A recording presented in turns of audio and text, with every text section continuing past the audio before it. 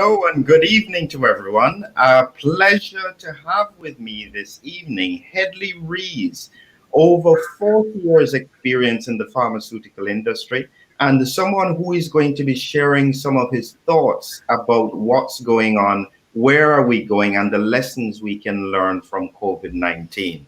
So with pleasure, I've got here Hedley. How are you? I'm really good, Philip. Thanks. Yeah, thanks for inviting me on. Wonderful. Tell us a little bit about yourself, Hedley. Okay, well, I graduated as an industrial engineer, which for those who don't know, it's around systems improvement, how you develop organizations and systems by using particular processes. And I joined the industry in 1980. I joined Bayer in the UK, actually in Wales. So I came from outside the pharmaceutical industry, and 1980 was the year before the blockbuster era started, which I didn't know at the time. So I spent 16 years there at Bayer. So I really gained experience of big company, multinational, very good training, exposure, experience of processes as well, packaging, sterile manufacture, the whole of manufacture, in fact. So I started at the commercial end of supply chains. I left Bayer after doing an MBA at Cranfield School of Management in the mid-90s and joined the biotech industry. And I spent a few years in biotech launching development compounds. I finished off in biotech working for OSI Pharmaceuticals, who are now part of Astellas. And I led the supply chain launch of a drug called Tarceva for non-small cell lung cancer, and worked with Genentech, who that was partnered with in South San Francisco. It launched in the US only, so for Genentech. So Oxford actually closed, OSI closed the Oxford oncology office, and I became an independent consultant. I set up Pharmaflow in 2005. And I actually found that it was quite difficult to get work because the industry didn't really value the skills of supply chain management. And when Wiley, the pharmaceutical sciences editor Wiley, asked me if I wanted to write a book on supply chain management for pharma and biologics, I jumped at the chance. That published in 2011. I get the impression that you are not here trying to do a stick. You're trying to find solutions to make the system work better. Is that about right? Oh, absolutely. Yeah, I call myself a modernizer. I follow very much the work of Janet Woodcock at FDA. In fact, she's just taken over as head of FDA. And I've been a big admirer of the work she's been doing from the late 90s on critical path initiative.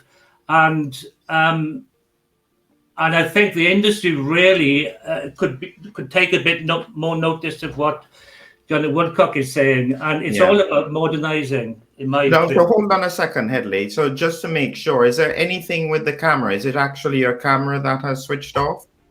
I'm just plugging another webcam in now, hopefully. Yes.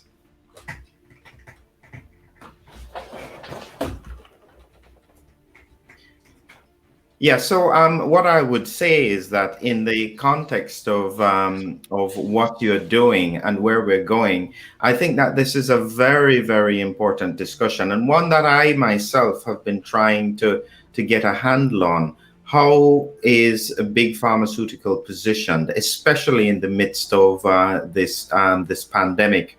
Any better with the camera, Hedley? I'm just trying to sort it out now. Golly, Josh. That's fine.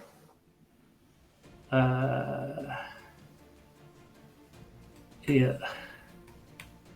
I think I'm getting there quietly. Yeah, just getting there quietly. Anyway, yes. Why did you go on? Yes, yeah. So I guess one of the stories that you mentioned, and I think one of the really important pieces in the book that you've mentioned, is that transition that the pharmaceutical industry took up with regards to Tagamet versus Zantac. Do you want to explain a little bit about that?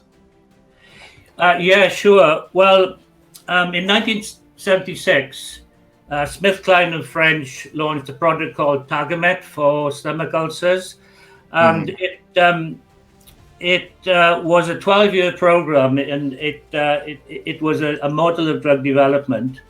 Within 5 years, Glaxo launched a competitor product, and the head of the Glaxo project actually said that what they'd done was made the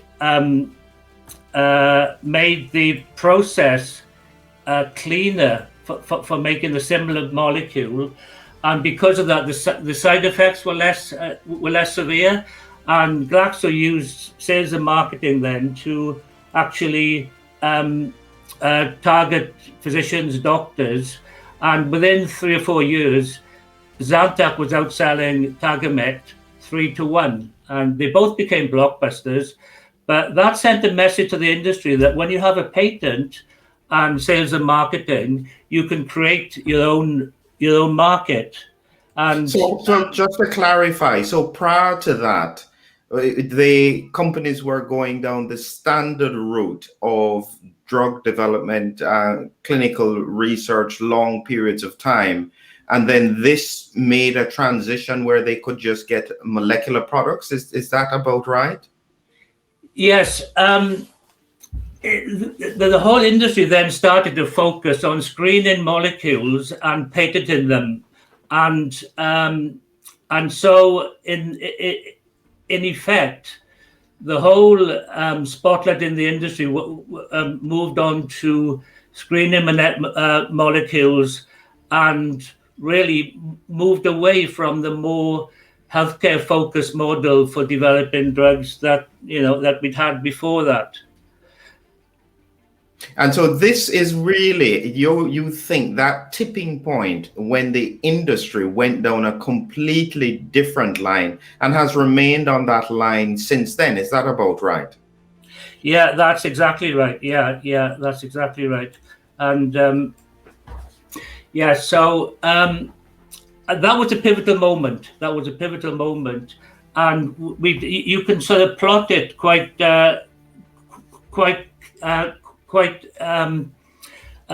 in quite stark terms, because over the years from then more and more drugs were being sort of screened, molecules are being screened to get to market. And in 2006, the US Government Accountability Office, they published a report which basically said that for every 10,000 molecules screened and patented, only one actually got to market. So here we've got Hedley Rees, and we've had a little bit of a camera problem, but he's coming back in, and he has had over 40 years experience with regards to the pharmaceutical industry. He has written the book Taming the Big Pharma Monster, and he's not coming from a perspective of criticizing the pharmaceutical industry, but he is primarily looking at ways to optimize the way how it works. And I guess because of his experience working in Bayer, and this was around the time where drugs like Tagamet and Zantac started to be developed, he noticed the critical transition point where pharmaceutical companies started to drift away from the fundamentals of long-term clinical research and started to go for patenting of molecular compounds. And this transition is what he thinks is the critical piece as to why the pharmaceutical industry is currently still along this line, and it's going to cause a problem with the way that we move forward as a whole industry, both medicine and pharmaceuticals. So I was just summarizing what you had been saying with regards to where the pharmaceutical industry is and where the challenges lie for the pharmaceutical industry. So let me just put to you what I think would be the response if I was speaking to a pharmaceutical person. At the end of the day, each pharmaceutical company is a business. It's not a charity. They need to find the most effective way to make profit for their stakeholders. And their stakeholders will be owners, will be shareholders, it will be the communities that they work in. They need to survive. How does your thinking balance with that requirement that these are businesses? Right, well, we can go back to 1950 with George W. Merck, who was famous for saying, the more we, I'll paraphrase, the more we look after patients, the more profit we make. And the more we do that, the more profit we make again. So if we go back to the 1950s, or even if we go back to the days of penicillin, which I can say a bit more about, but in those days, healthcare professionals were at the center of drug development. They were the ones who worked day in, day out with indications. They really understood the indications. And if you look at penicillin as a discovery, Fleming was a physician. He found a mold in his agar plate or whatever, which appeared to be killing bacteria, but he didn't know what was in that mold that was killing bacteria. It actually took him 12 years to isolate what the active component was. And he did that by linking up with Oxford University, and they were able to make small quantities, gram quantities, so that they could actually run preclinical and clinical studies. And guess what? They had much more evidence that it was working. So now they had strong evidence, but they couldn't make it in any sort of quantity. So the guys from Oxford University flew over to speak to the US Department of Agriculture. And there was a guy there called Andrew J. Moyer, who was an expert in manufacturing molds. And he devised the process by using corn syrup liquor. I mean, I'm not a sort of expert, but he defined a process that increased the yield exponentially. And that process was given to companies like Merck and Pfizer, and they then put the supply chain in place to satisfy what was required for World War II. And it was Moyer who actually, he held the patent. So the sort of real combination of those three skill sets, a physician, chemists who can actually identify the active ingredient, and experts in manufacture, that penicillin was actually a model of collaboration between all those particular disciplines. So my message is, we've got to get all those disciplines together at the start, not sort of find a molecule and then, and then eventually when you go to manufacture it, you find that you've got these issues or those issues. The attrition rate tells us that there's something needs to change. No, so here's a point. Here's a point that was made by Elizabeth about the transition of research length standards. It seems to be how the pharmaceutical industry and medicine will move forward, and the fact that they are protected under certain lawsuits. Any thoughts about that? Oh, absolutely.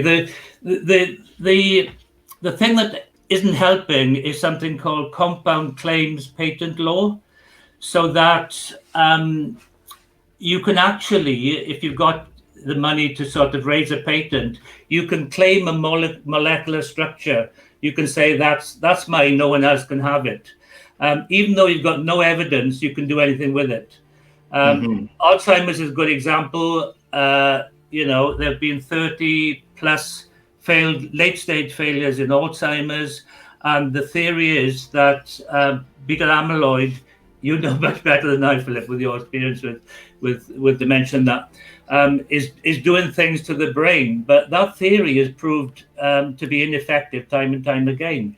Yeah, you're absolutely right. Is that it does seem as though they're following a molecule rather than following the understanding of the disease, which is why we've had probably 25 to 30 years without producing any new products.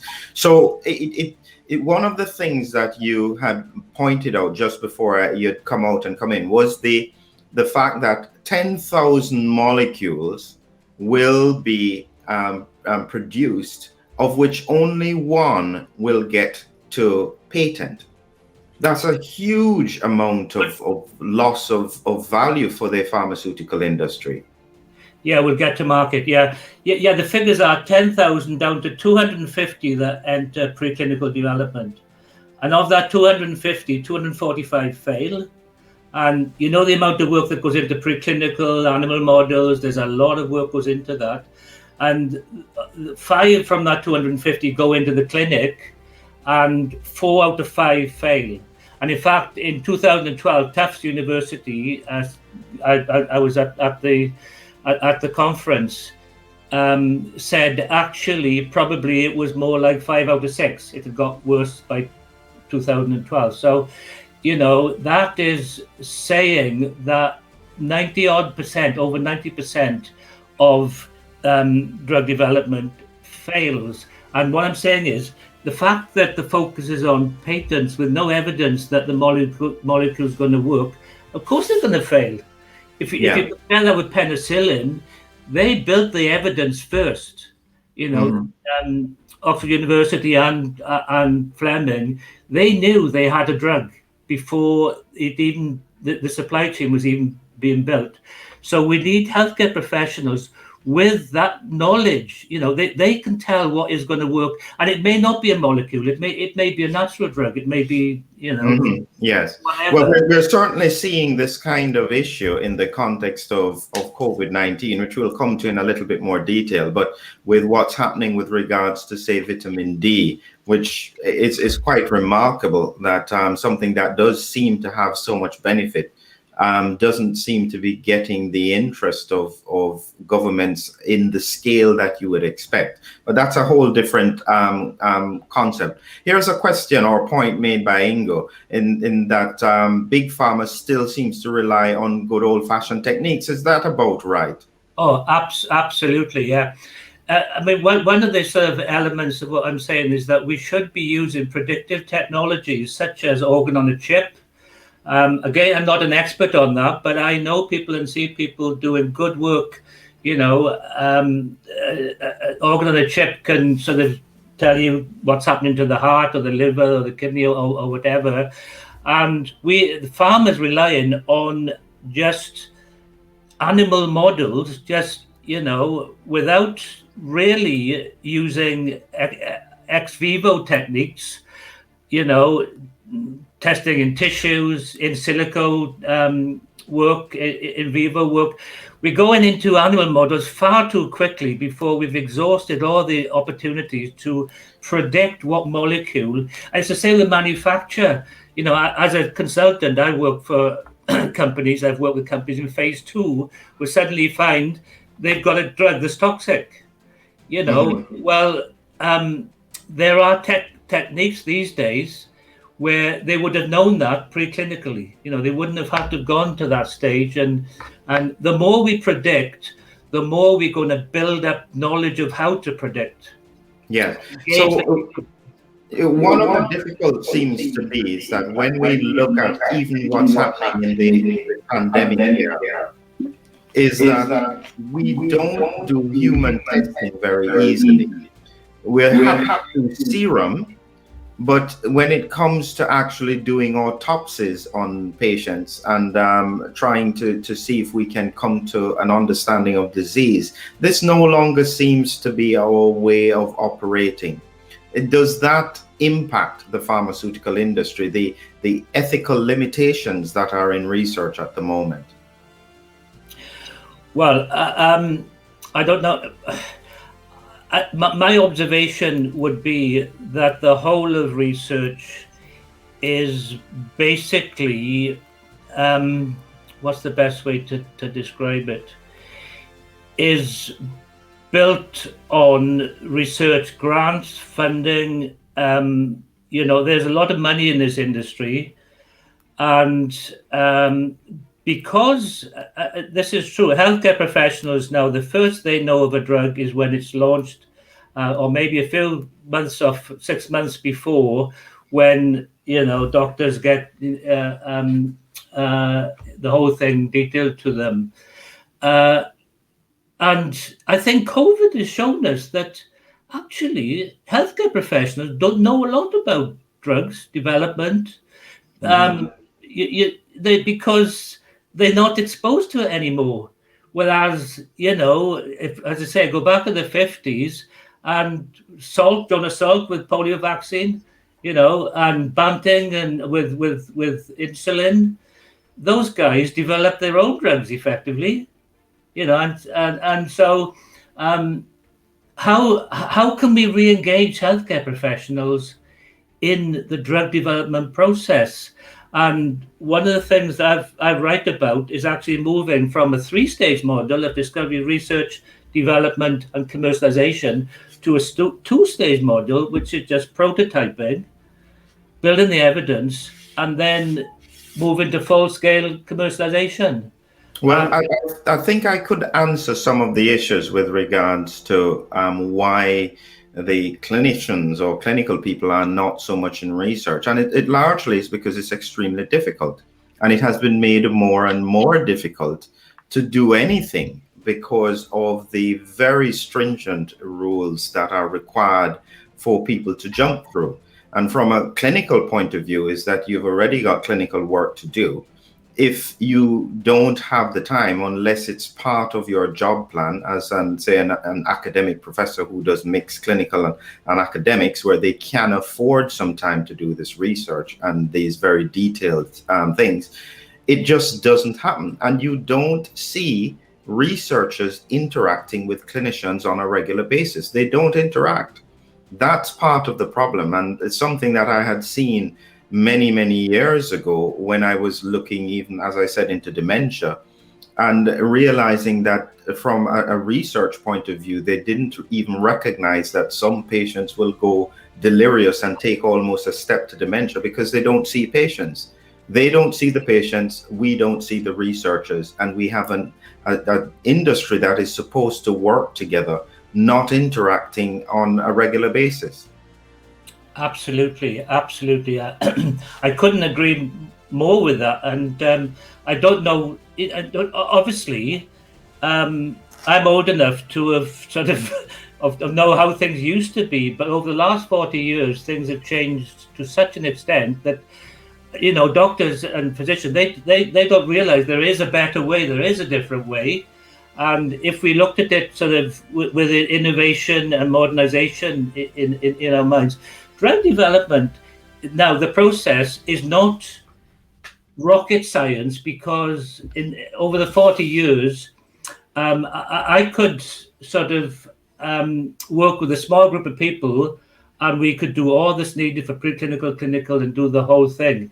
The regulations are very clear. The whole thing is really straightforward, I would say, but it's become a sort of I don't know. Oh, this is all clever science. You don't want to get involved in the clever science. And the big inhibitor is the myth that penicillin was an accidental finding. Well, it was an accidental finding, but that was the start of it, not the end of it.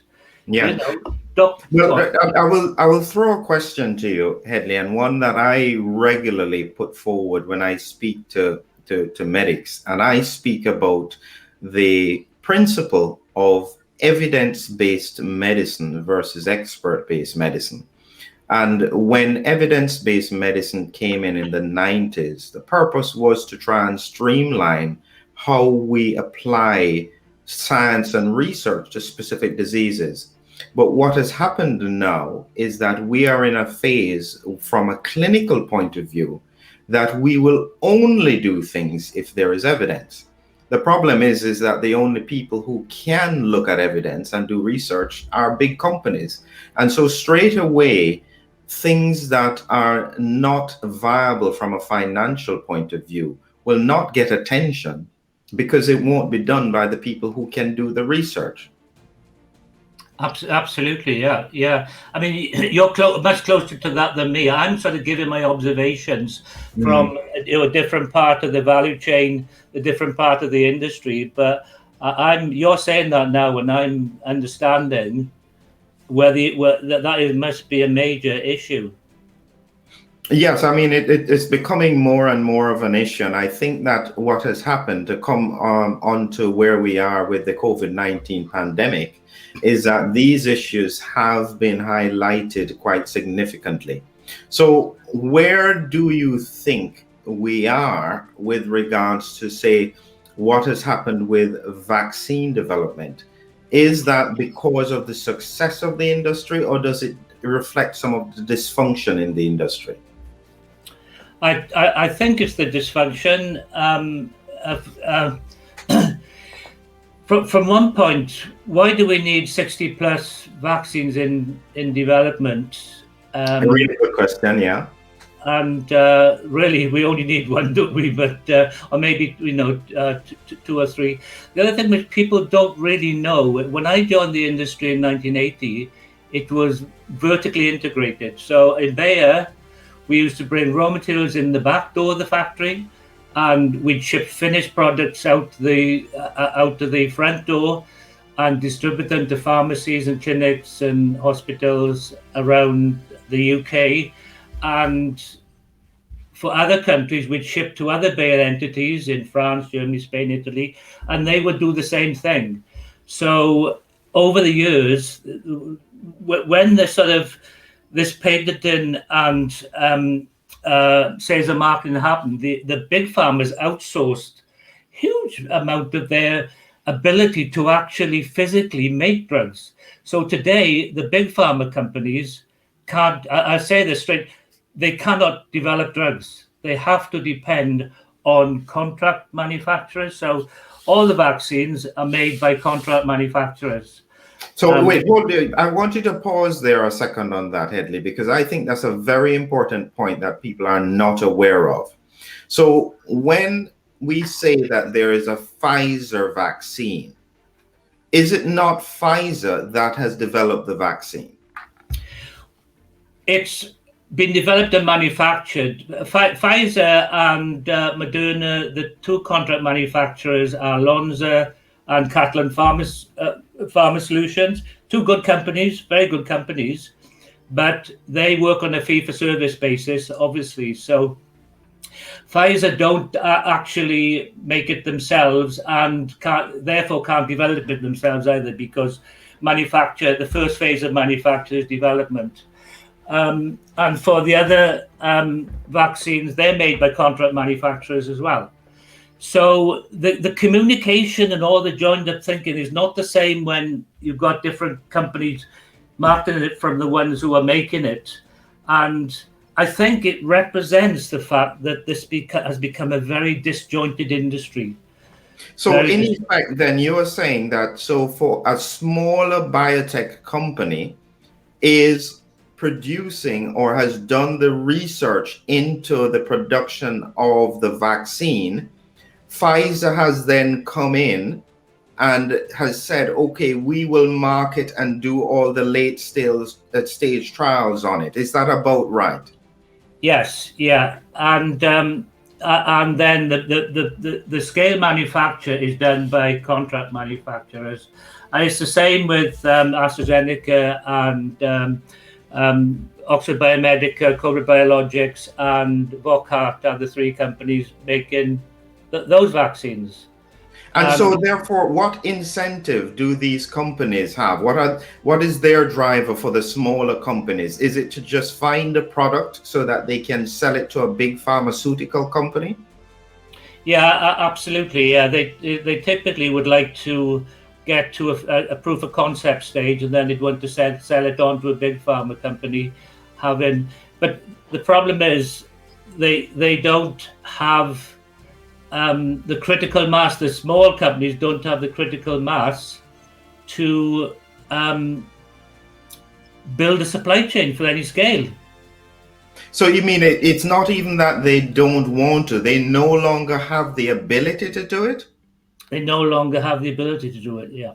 Other than some, there are some of the big biologic companies. I'd choose Amgen and Genentech, who are almost purely biologic. And with biologics, it's much more difficult to outsource manufacture. But these are vaccines are biologics, and they have been outsourced. And I'm well known for saying that in the industry. I mean, people know my views in the industry. I'm not knocking it, but I think there are better ways of building integration. So you had mentioned a point that I had thought about quite early when they were developing the vaccines. I couldn't understand why we couldn't have 3 or 4 of the big pharmaceuticals collaborating to develop 3 or 4 very good vaccines. Why did it need over 200 players to get involved? Was that just driven by financial rewards? I would say yes. Yeah, I mean, I can't think of any other reason, because the financial rewards would be huge. We're seeing the same thing with the gene therapies now, with the CAR T therapies, the cancer drugs, which are like $250,000 just for the drug. An awful lot of the small companies who started off doing that have been snapped up for valuations up to $20 billion, and we still haven't seen any real any progress with them coming to market. So the big farmers wait to see companies who do take the risk, develop so far, and then if they think they're a viable option, they will snap them up, hoping that they can then take it onto market. But it's not that easy, because you get clashes of culture and all sorts of things. Mm-hmm. So where do we go from this? Because it does sound as though we have an industry that needs help, but the problem is that, again, I say the reality is that they are businesses. They need to provide a profit for their stakeholders. How can that square be circled? Right. I wouldn't like to be a CEO of a pharma company, because they must be under so much pressure to keep delivering blockbuster drugs all the time. Wouldn't they sleep better at night if they had a more sustainable business model where they had more drugs coming to market, but cost less? And if we got the attrition rates down, we could get 10 times more drugs coming to market, but we'd also get healthcare professionals doing it themselves if they were brought into it. We've got used to these big pharmaceutical companies being the only ones who can develop drugs. That shouldn't be the case, because they can't develop drugs anymore. They've handed all that. But this is what I'm saying, is the current model that we have is that these companies can only work because shareholders are willing to invest in them. If you don't have something where they are able to produce returns for shareholders, they won't have any money. They'll then go out of business, and that's even worse for them not to be able to be functioning. No, well, this is look. In this, if you take a systems view of this, these are complex systems. When I wrote Taming the Big Pharma Monster, the monster is the system. It's the system that's being created, which the more money it makes, the more money it has to make. And patents are at the bottom. You always look for root cause solutions in these complex situations. And it's patent law that is allowing the blockbuster, the monopolies and the oligopolies to take place. So we have got to go back, and only politicians can do this. We've got to go back and have a consultation with the industry to say, look, it's not helping you, because most of what you make and develop is on the cutting room floor. So that's not helping anyone. Patients think they're being ripped off. We've got to have the balance of risk and reward. Okay, if you put the hard yards work in to develop a product, and you do the prototyping and you consult the healthcare professionals, then you will get a patent because you deserve that. But if just because you can afford to pay $60,000 or whatever to patent one molecule, that doesn't help anyone. Well, all right. Well, let me put to you the one that I came across recently. We are at the brink of going back to the pre-antibiotic era because we're going to run out of antibiotics. For a big pharmaceutical company, developing an antibiotic is expensive, and then it's limited by the fact that if there is resistance within 10 years, it could have gone out of use. Additionally, people don't use it all the time, so volume of sales will never be as high as, say, a hypertensive drug or a diabetic drug. What incentive financially do they have to go into this kind of development?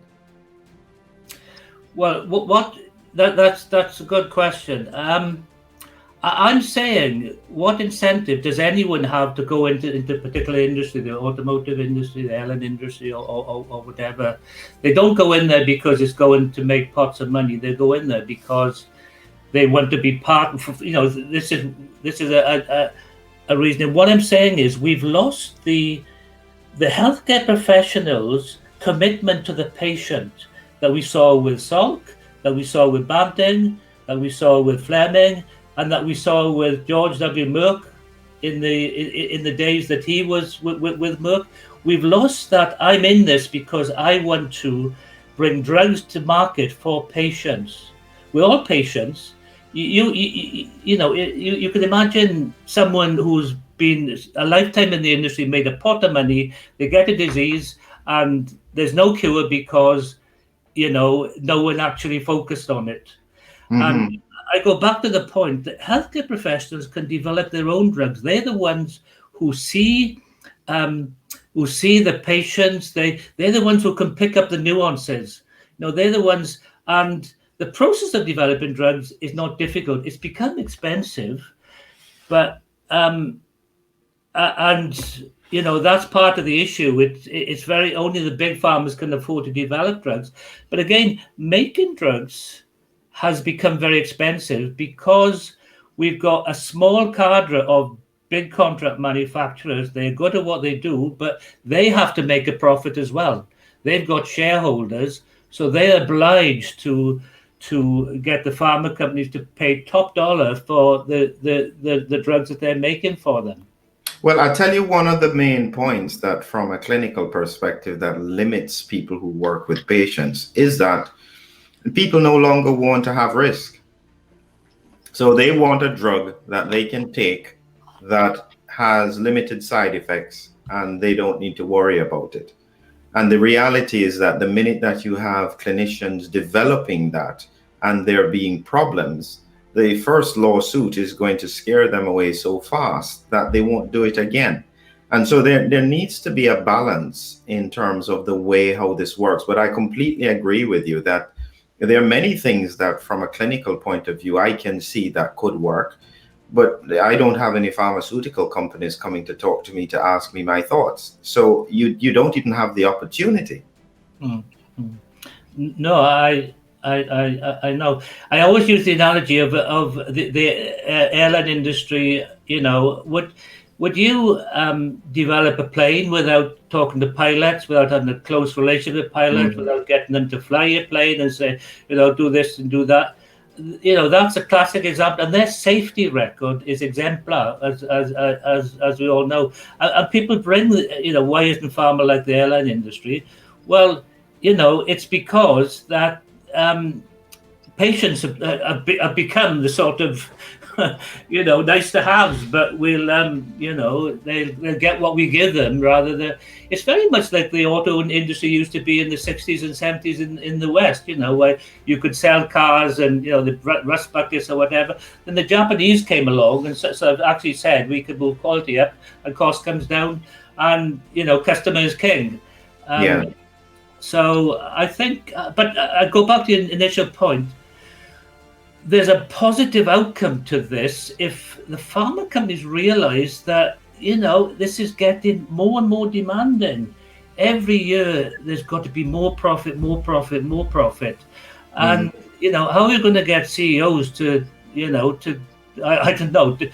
The only person who will step into that job is someone who's, really, I don't know. So, yeah. It's difficult. So we're coming towards the end, Hedley. This has really been interesting. But here's a question from Elizabeth. She was talking about the relationship between pharmaceutical company needs and military industrial needs, biowarfare, weather warfare, using pharmaceutical created chemicals. Have you had any kind of interaction with that? No, I haven't really. I mean, I know a lot of people are sort of talking about it, interested in it, but we all know that in biowarfare, viruses and all sorts of pathogens have the potential to wipe out populations. So we just don't want that to happen. But I don't know. I can't comment any more than that. Yes. Wonderful, wonderful. So I think as we wrap up, Hedley, I think the main point that I've taken away from this is that we have an industry that has become dysfunctional over the past about 30 to 40 years, maybe 30 years. And we are now in a circumstance where if we don't change our direction, it will become harder and harder for us to face some of these very complex challenges that are in front of us, like COVID-19. Is that about right? That is bang on, Philip. Yeah, bang on. So if you were speaking to a group of all the pharmaceutical heads, what would you be saying to them now as a final thing before we end? Yeah, well, I'd be saying, forget about, like anything in life, forget about how much you're going to make from it. Think about the process of what you're doing. And like in any industry, I say it's this, making a drug should be the same as a silicon chip, an auto engine, an aero engine, even an automobile. You have to engage with your end users as patients and healthcare professionals, and you have to work with them to deliver the products that they need, and that leads to profit. And we know that because in 1950, George W. Merck actually said that. He did a famous speech, I forget where it was, where he basically says, we look after patients and we make more and more money every time. And, that's, to me, that's the message. Wonderful, wonderful. Great way for us to end. Thank you very much, Hedley. I'm sorry we had a bit of a camera issue, but we still captured those very, very important words that you've been able to share with us about this challenge for the pharmaceutical industry. Thank you very much again, Hedley. You're very welcome. I'm sorry about that webcam as well, but maybe it was better people didn't see my face for too long. So I don't think so. Okay, then. Have a good evening. Okay, thanks, Philip. You take care.